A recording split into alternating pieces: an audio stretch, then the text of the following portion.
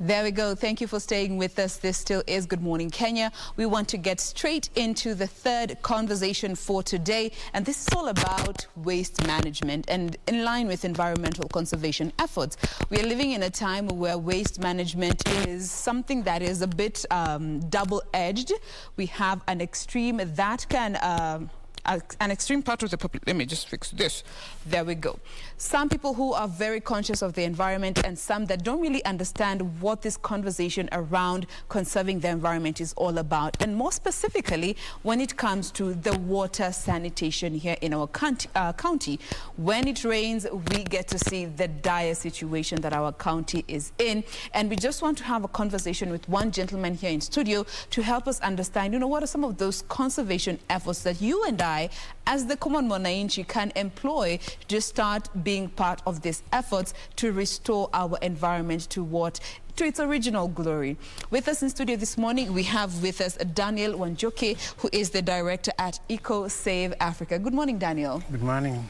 Thank you for making time to be with us today. Thank you. All right, now maybe we could start by understanding what Eco Save Africa is all about. Thank you. My name is Daniel Wanjuki, and I'm the director to Eco Save Africa.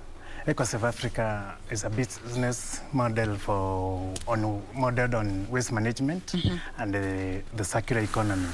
We try to maximize on the value of what we call waste. Yes. Actually, what you call waste in your house could be someone's input for another business.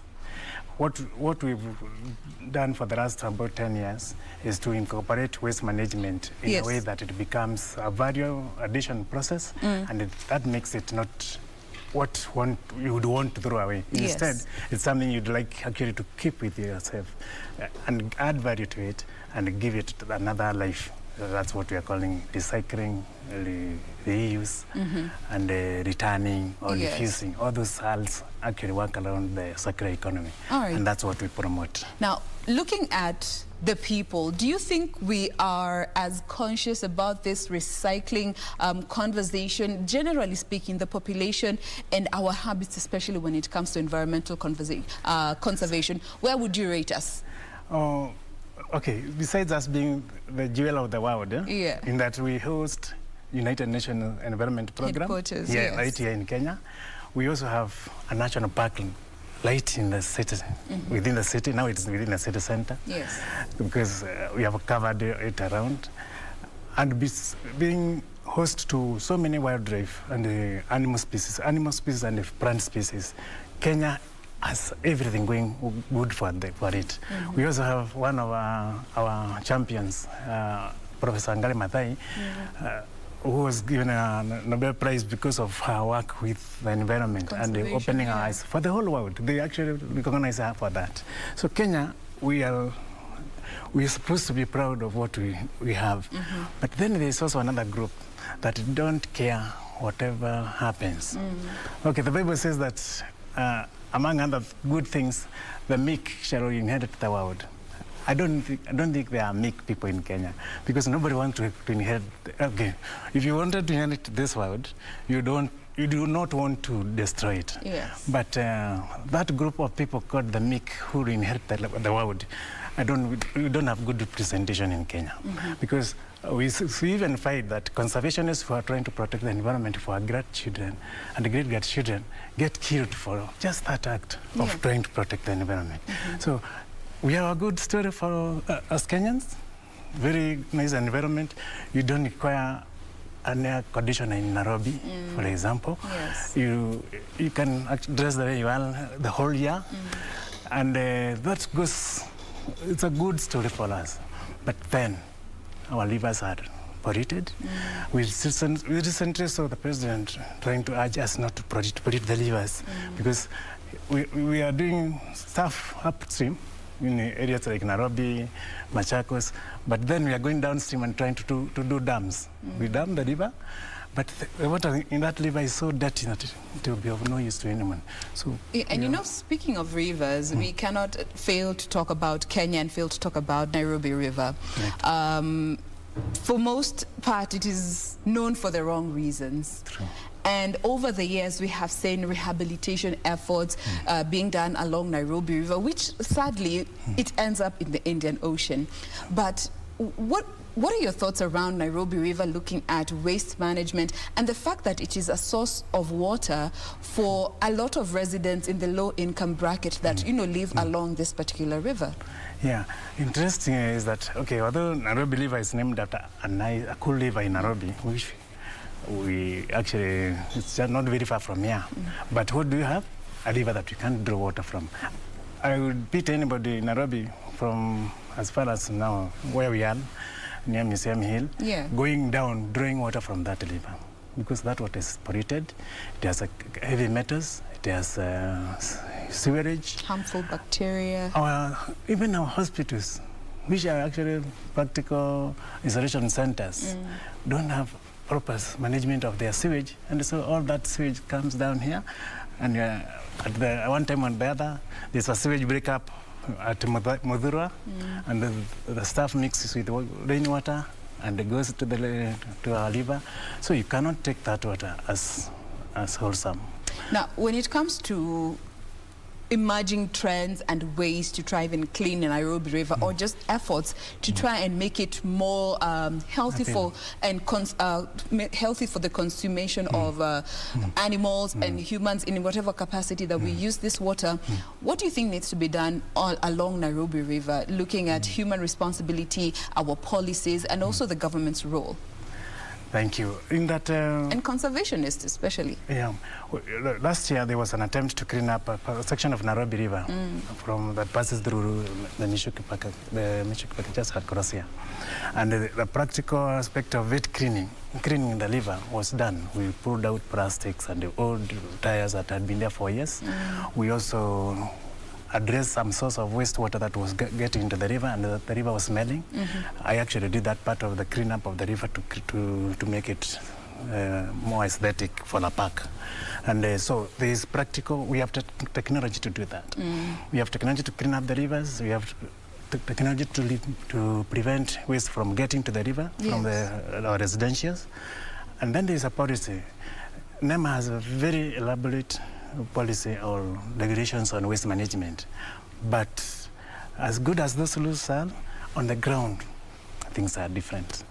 I'm proud that there is focus on improving, but we are moving too slow. And we have been warned that if we don't do something in the next few years, the environment may tip over to a point where it can go back to the irreversible damage. And that brings me to this whole aspect of the fact that in Kenya, and maybe you can correct me if I'm wrong, we don't have landfills. And, you know, for the benefit of our viewers, just areas that are designated for waste management, constructed for waste management. Is that one of the problems that is actually allowing for the thriving of this destruction of the environment? To be very sincere, you don't require a dam site. Nothing needs to go to a dam site. With a circular economy, banana peels and avocado stuff that came from Kisiland and landed at our Wakurima market should be returned back to Kisiland. That waste should be composted within Nairobi, and we sell that fertilizer back to the farms, or give it back, because these people are supplying us food. Why should we deplete the nature of their soil by just taking our stuff from Makurima market and taking it to Dadora? When it gets to Dadora, the organic material, and we don't have a good way of managing that waste. It's heaped and it just starts decomposing. It releases a gas called methane gas. And the methane gas is what you use in your biogas system when you capture it and you can cook with it. But in an open dump site like we have in Dadora, there's no capturing of such gas. It ends up in the environment, and the methane has been accused for all the problem we have in the form of climate change. Because unlike carbon dioxide, which is used by plants, methane gas is never captured by any animal or bacteria that is within the environment. They say that there are some bacteria that can use methane gas down about 10 kilometers below sea level, where there's no sunlight. But you see, we are not producing the methane gas going to the liver. It is methane gas going up. And when it goes to about 25 kilometers above the surface, it forms a blanket. At night, during the day, sunshine will shine through the atmosphere, warm us and keep life vibrant. But nature requires that heat, excess heat, must be taken back out at night. But then, with a methane layer forming on top of surrounding our environment, in the ozone, it's the light when it's trying to go out, hits the molecule, methane molecule, gas layer, and it's reflected back. That's why at night at 3 o'clock, when you, in normal circumstances, that's when you should be pulling a blanket closer. It's so warm, you lose your blanket and you don't even know because it's so warm. That is what we are calling global warming. That daily imbalance that we saved 100 units of sunshine and we are not able to take it back at night. So tomorrow we have 100 plus the 10 that didn't go last night. And so you have 110. It keeps on accumulating like that until you have what we are now calling global climate change. Because the ozone layer has been compromised. And speaking of compromisation, you know, in this pandemic, we all had to adapt face masks. And these were not a reality for so many people. We just associate them with medical conditions or professions that require the usage of such protective gear. But then now everyone is using a face mask. Our children going to school, and for most of parents, you realize your child does not come back with the mask that they went with, meaning they lost it somewhere along the journey.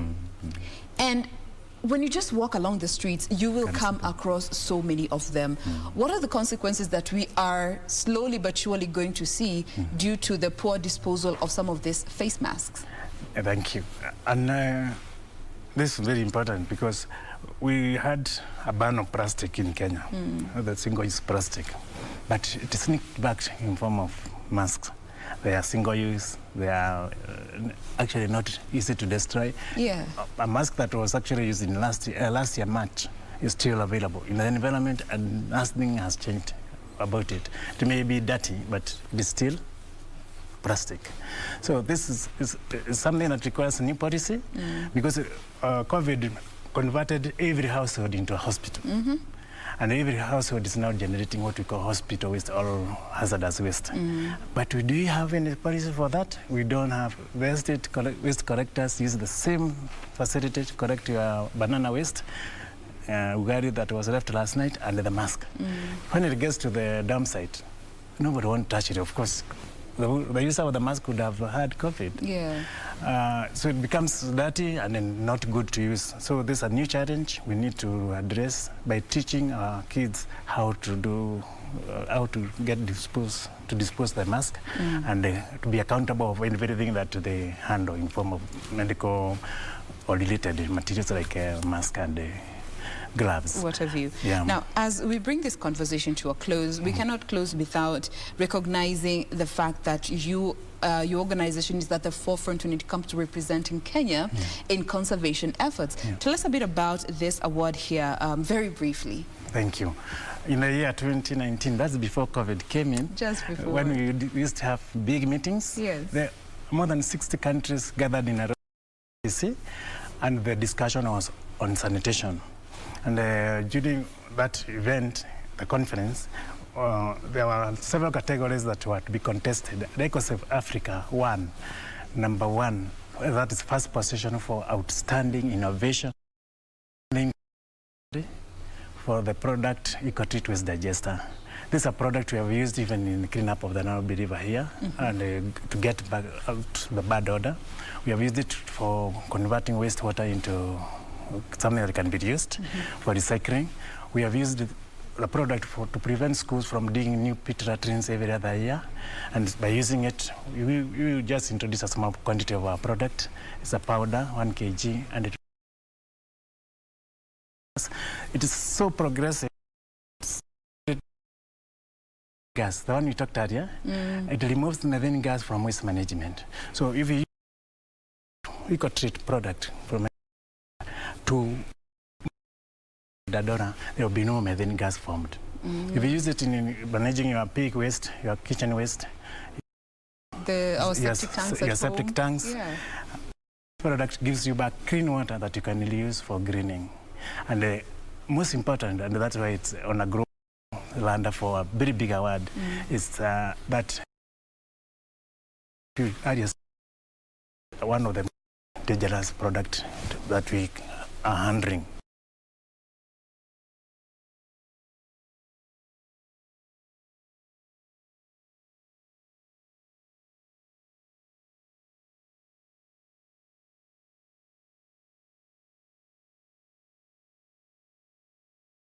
Recycling, and most important, to get rid of methane gas. And this reminds me of this whole conversation where we always see exhauster service trucks, zinapita zikienda.